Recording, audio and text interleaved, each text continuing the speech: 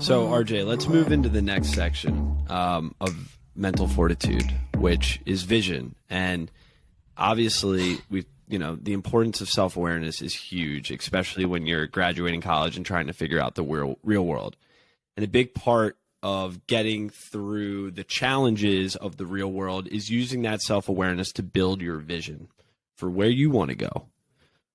So, RJ, what vision do you have for your life right now? The vision that I have is one that I adopted a few years ago in particular, and one that's like stuck in the forefront of my mind. And it's to be working with a team cohesively that I enjoy going to work and battle with every day on a consistent basis, and pushing forward for the same common goal.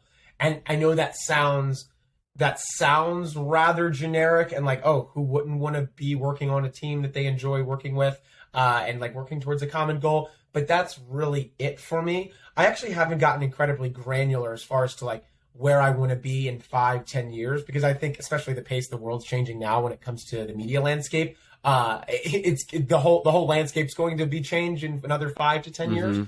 So it's tough to even get there mentally. It's also a question that just honestly just intimidates me when people ask, oh, 5 years down the road, 10 years down the road. I can't even envision that. It's the worst question you can ask. Like, I hate when people say like a typical interview question is, where will you be in 5 years? Like, do you know where you're going to be in 5 years? Because I surely don't. Like, come on, man. Like, are you looking for me to say a type? Like, are you looking for me to say I want to be the CEO of a big business?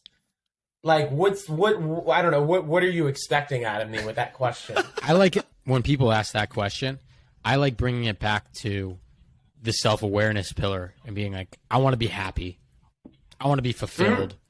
I want to make an impact, right? It's like, why do we tie that question and our success to positions? Why don't we tie it to feelings that we have, or like how we wake up every day? To your point, RJ, like, I want to wake up, work with amazing people, and love what I do every day. It's like, yeah, that's bringing you fulfillment and joy and happiness and a challenge. Like, can't that be enough for where I want to be in 5 years? Why does it have to be a title? And maybe that's the answer they're looking for.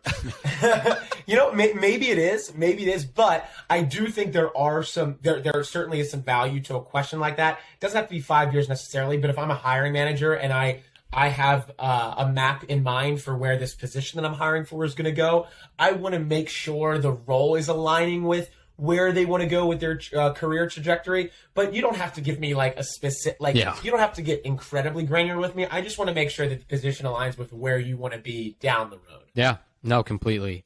So let's, I guess, pivot a bit from thinking professionally here, and let's go to RJ as the human being, as the person. Do you ever take a step back and try to figure out, well, just who do I want to be in a bit? Right. And I think maybe it's sometimes hard because we're all so passionate and invested in what we do. So it's hard to split the two sometimes. Do you ever take a step back and be like, all right, I have all these awesome PLL goals with media that I want to have, but also like, damn, my 20s are flying by. Like, what other things in my life do I want to do? Like skydive, or I don't know, take vocal lessons. Exactly. Right.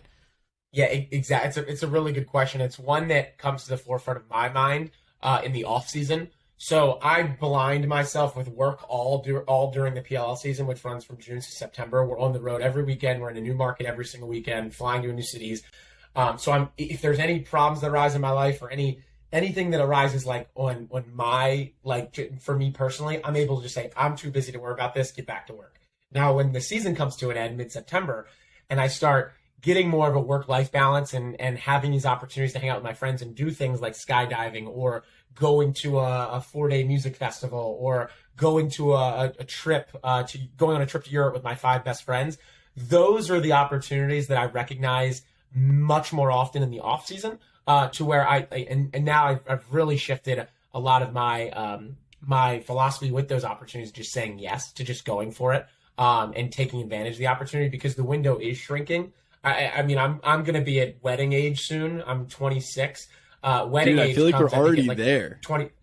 It's coming. Like, some of our friends have certainly gotten married, but we're about to hit that age where we just go to wedding after wedding, and that can be intimidating for people. It doesn't worry me as much. Like, I don't look on my Instagram feed and think, wow, I'm behind. Yeah. I need to find someone. It's the inverse for me. I want to take more advantage of the time that I have being single before I meet someone that might be the one for me down the road.